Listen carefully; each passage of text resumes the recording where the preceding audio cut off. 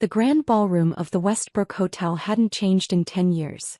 Same crystal chandeliers, same pretentious artwork, same crowd of overachievers competing to prove who'd become the most successful since graduation. Only now, instead of comparing SAT scores and college acceptances, my former classmates were comparing job titles and zip codes. Jason, you finally made it. Amanda Collins, former class president and current investment banker, air-kissed my cheek. We were just talking about everyone's careers. Still doing that little online thing. I adjusted my simple black blazer, Brunello Cucinelli, though they'd never guess, and smiled. You could say that. Nova Commerce is keeping me busy. Nova? Oh, right, your website. She waved over a group of our former classmates. Jason's here. Remember his startup? They descended like designer-clad vultures, each clutching drinks that probably cost more than they thought I made in a week. Mark Stevens, corporate lawyer. Diana Peters, hedge fund manager. Tyler Richardson, who never let anyone forget he was a partner at McKinsey. The shopping site, right? Tyler smirked. Still trying to compete with Amazon? If only they knew that Amazon had tried to buy us 3 times in the past year. That our revolutionary AI-driven personalization engine was reshaping the entire e-commerce industry. That tomorrow's Wall Street Journal would announce our IPO, valuing Nova Commerce at $18 billion. Something like that, I said mildly, accepting a glass of champagne. You always were different, Diana added with practiced concern. Not everyone needs to climb the corporate ladder. Small businesses are admirable. I thought about the Nova Commerce headquarters, 40 stories of prime Manhattan real estate, home to over 2,000 employees. About the engineering team that had revolutionized online retail with our predictive analytics platform. About the Forbes cover shoot scheduled for next week. Very admirable, Amanda agreed. Though if you're ever interested in a real career, my bank is always hiring analysts. Entry level, of course, but it's a foot in the door. I checked my phone discreetly as their conversation turned to more successful classmates. A message from my CFO lit up the screen. Final IPO papers signed.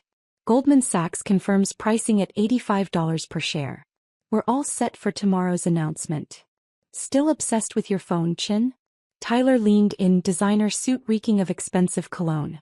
Probably checking those website orders, right? How many people actually shop on your little platform? Last quarter, 47 million active users. Our AI-driven marketplace had processed over $12 billion in transactions. But they weren't ready for that reality yet. Enough to keep me busy, I replied.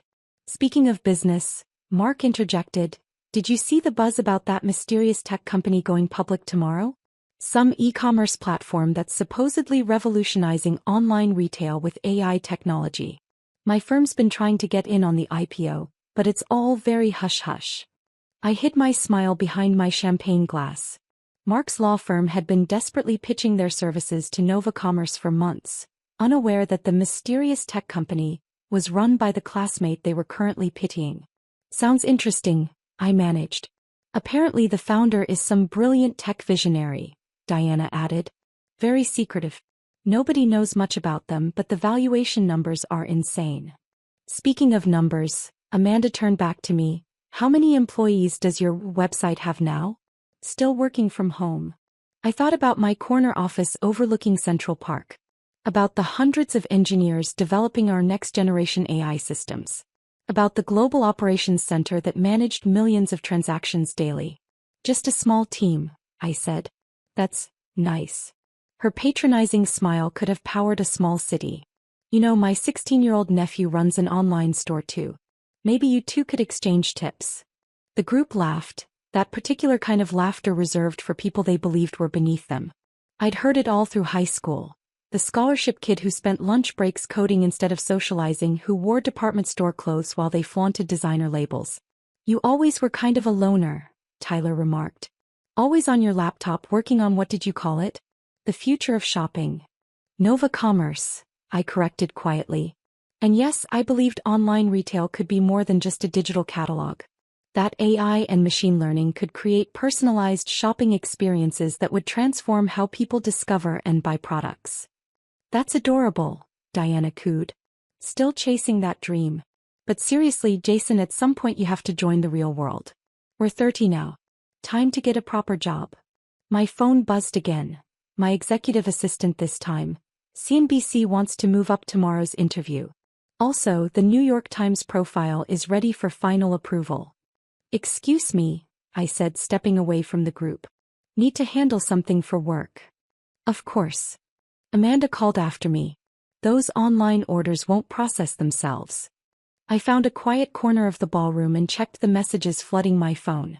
The IPO news was already leaking in certain circles. Financial reporters were speculating about the revolutionary e-commerce platform about to go public. Social media was buzzing with rumors about Nova Commerce's valuation. Mr. Chin. My assistant's text scrolled across the screen. The Times wants a quote about disrupting the e-commerce industry. Also, Goldman Sachs is confirming the IPO is oversubscribed by 300%. I glanced back at my former classmates, still clustered together in their expensive clothes and expensive careers, probably discussing how sad it was that I hadn't succeeded like them. Tell the Times I'll give them something tomorrow, I replied. After the announcement. Jason. A new voice made me look up. Mrs. Roberts, our former computer science teacher, approached with a warm smile. I thought that was you. How are you? Still working on that e-commerce platform you started in my class. She had been the only one who believed in my vision back then. Who encouraged me when everyone else mocked the idea of competing with established retail giants. Still at it, Mrs. Roberts. Actually, I lowered my voice. You might want to watch the financial news tomorrow morning. Her eyes widened slightly. She had always been sharp. Jason, the tech IPO everyone's talking about. Is that? I nodded slightly. She squeezed my arm, beaming with pride. I always knew you'd change the world, she whispered. Even if they couldn't see it. Back in the main group, the conversation had turned to investment portfolios and vacation homes. Tyler was bragging about his firm's latest acquisition. Diana was comparing yacht sizes with Amanda. Jason. Mark called me back over. We were just discussing that mystery tech IPO again. Tyler's firm valued it at $18 billion. Can you imagine? Some website nobody's ever heard of. I thought about the Nova Commerce platform that millions of people used every day. About the AI technology that had made us the fastest-growing e-commerce company in history. About tomorrow's announcement that would shock everyone in this room. Actually, I said carefully, I might know something about that company. Oh. Amanda raised a perfectly sculpted eyebrow. Don't tell me your little website has connections in the real tech world? I checked my phone one last time. A message from my PR team. Forbes cover is locked. Headline. The future of shopping. How Jason Chen's Nova Commerce is revolutionizing retail. You could say that, I smiled. But let's talk about it tomorrow. After the market opens. The morning after the reunion, I sat in my corner office at Nova Commerce headquarters, watching the New York Stock Exchange's massive video screen from my wall of monitors. In 30 minutes, our IPO would make headlines across the globe, transforming the little website into one of the most valuable tech companies in the world. Mr. Chin.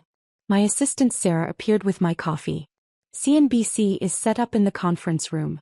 The Wall Street Journal wants a quote about the AI technology, and your former classmates are blowing up social media. I smiled, pulling up LinkedIn on my screen.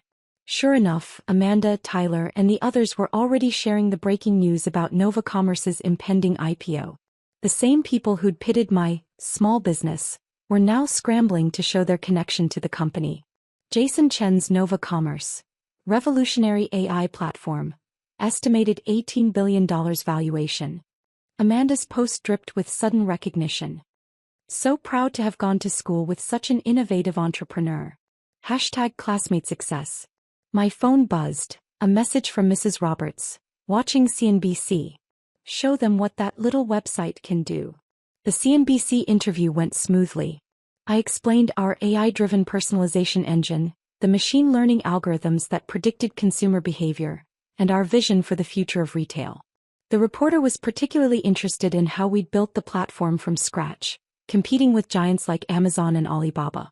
And you started this in a high school computer science class? She asked. Sometimes the biggest innovations start in the smallest places, I replied, thinking of all the lunch breaks spent coding while my classmates mocked my dreams. Halfway through the interview, my phone exploded with notifications. Tyler's law firm had just published a press release claiming they'd advised Nova Commerce on various matters. A desperate attempt to associate themselves with our success, though we'd rejected their services months ago. Diana's hedge fund posted about their early recognition of Nova Commerce's potential, conveniently forgetting how she dismissed us as a hobby website when we were seeking initial funding. But the best message came from Mark. Jason just saw the news. My firm would love to discuss potential partnership opportunities. Also, remember when I offered to help with your small business legal needs? Let's grab coffee and laugh about that. As the opening bell approached, I gathered with my executive team in our main conference room. The wall screens showed financial news networks, all featuring Nova Commerce's logo and my photo. The mysterious tech company was mysterious no longer. Trading begins in 5 minutes, my CFO announced. Initial orders are massive. We're looking at a potential first-day pop of over 100%. I checked my phone again. More messages from former classmates, each one more effusive than the last. Amanda had somehow found my private number. Jason, just saw you on CNBC. You were so modest last night. We must catch up properly. By the way, my bank would love to discuss future financing options. The opening bell rang. Nova Commerce stock began trading at $85 per share. Within minutes, it had soared past $160. Congratulations, Mr. Chin, Sarah said, handing me the freshly printed Forbes magazine. The cover story just went live. I looked at my photo on the cover, the headline bold and clear. The future of shopping, how Jason Chen's Nova Commerce is revolutionizing retail. Below it, a subheading, From High School Project to $18 billion Tech Giant. Sir. Sarah appeared again. There's a rather insistent group in the lobby. They say they're your former classmates. I glanced at the security feed. Amanda, Tyler, Diana, and Mark stood in our sleek reception area, looking both impressed and uncomfortable. Their designer clothes and expensive accessories seemed out of place against Nova Commerce's modern, understated aesthetic.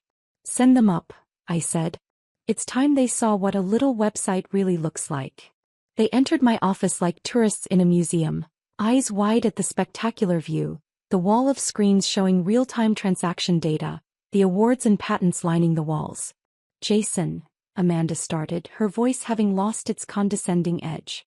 This is incredible. Welcome to Nova Commerce, I said calmly. Or as you called it last night, that little online thing.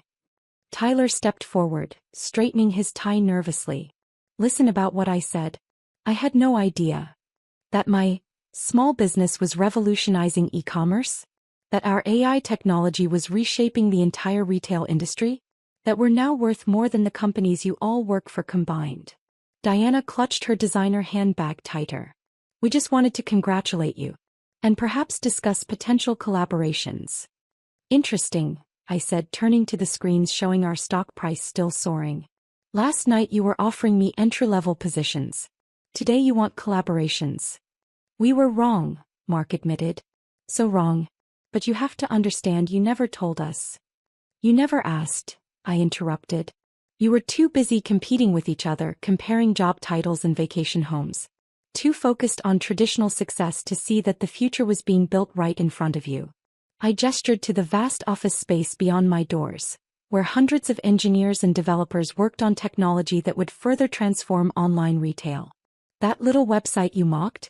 It processes more transactions in an hour than most retailers do in a month. Our AI system has redefined how people shop online. We're not competing with Amazon anymore. They're trying to catch up to us. Amanda's phone buzzed. Probably a notification about Nova Commerce's stock price hitting another record high. Jason, surely we can move past last night's misunderstanding. My bank would be honored too. Thank you, but we already work with Goldman Sachs. I smiled slightly. They recognized our potential before we were worth billions. The afternoon headlines scrolled across my news feed.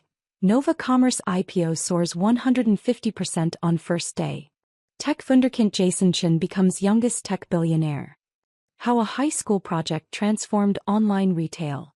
Mr. Chen. Sarah appeared again. The Bloomberg interview is in 10 minutes. And Mrs. Roberts is here. My former classmates turned to see our old computer science teacher enter, beaming with pride. I brought something for your office, she said, holding up a framed piece of paper. It was my original business plan for Nova Commerce, written in her class 10 years ago. The one my classmates had laughed at when I presented it. I kept it all these years, she said, because I knew that sometimes the biggest success stories start with someone brave enough to think differently. I hung the frame next to my Forbes cover, a reminder that vision matters more than validation.